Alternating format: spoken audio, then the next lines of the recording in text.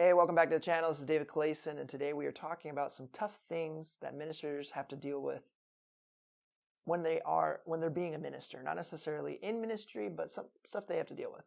And in preaching class, I was told that we should always include things in three because for some reason the human mind likes things in three.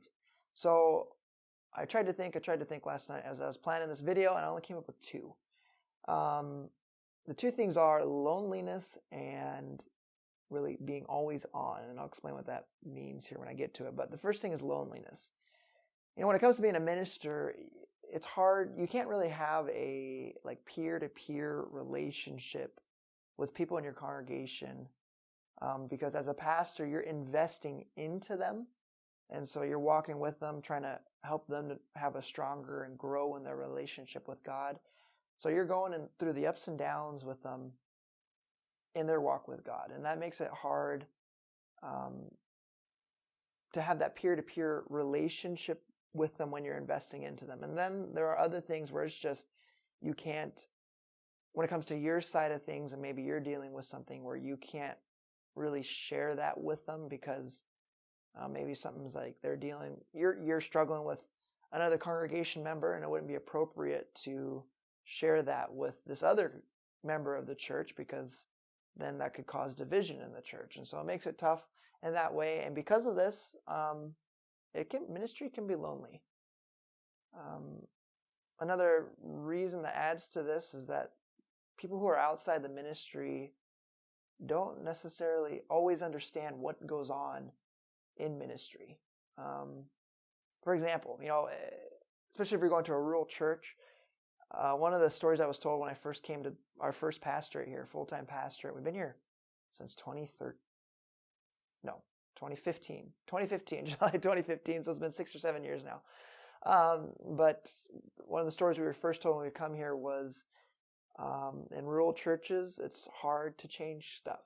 And an example that was given is that this minister, he thought that the piano that was on stage would look better or sound better on the other side of the stage or something like that. Something simple, that shouldn't be that big a deal.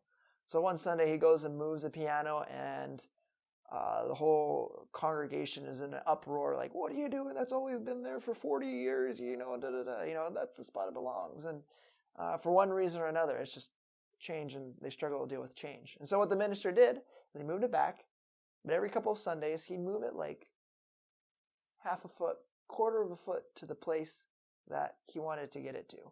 And eventually the piano ended up where it sounded better or where it needed to be there. And the congregation was fine because it wasn't this drastic change. And so it's stuff like that where you're like, maybe you're hearing that now and you're like, okay, that makes sense. I can see people kind of getting an uproar about things changing and stuff like that. But it's not something that you realize by yourself unless you're in the ministry. And so it's things like that that make it tough to relate to someone who isn't in the ministry or share these things with someone in the ministry because they wouldn't understand why certain things are issues or anything like that.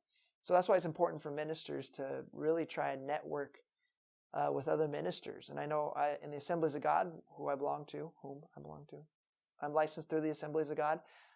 They do a good job. They have these district events where they bring ministers together and they bring in speakers there to talk about ministry and leadership and all these things. At the same time, you get to build relationships with other ministers where you can share these things. And it's good because now you're networking with other ministers who understand what you're going through. A lot of times they've dealt with it themselves. And maybe, for me, I'm still pretty young in the ministry. Going to someone who's been in the ministry longer than I have, I know that I'm still going to encounter new things, new issues, new problems to solve that they've already encountered. So I have people I can go to and just get counsel from. So that's important for that. But then, you get back home and it's back to ministry again. And so it can be lonely.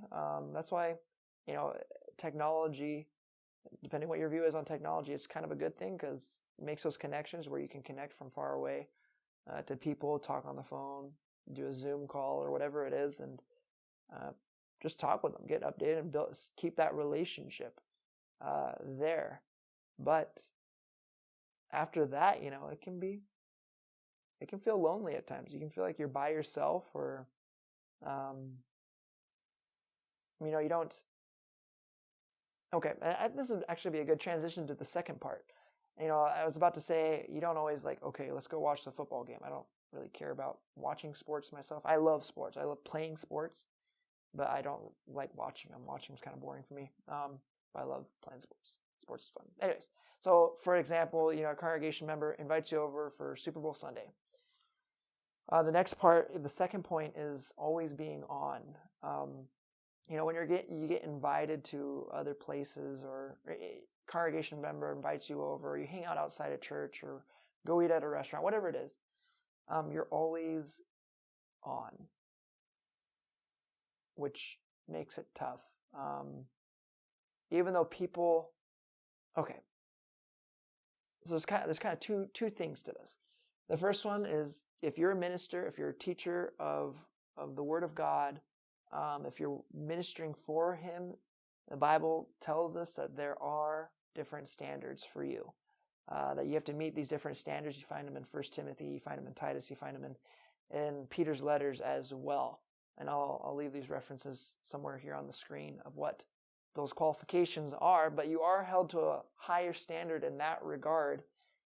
But then there's even another standard that other people can put on you. There have been a couple times where I've heard people say, or like, I've done something, and then they respond by, man, what?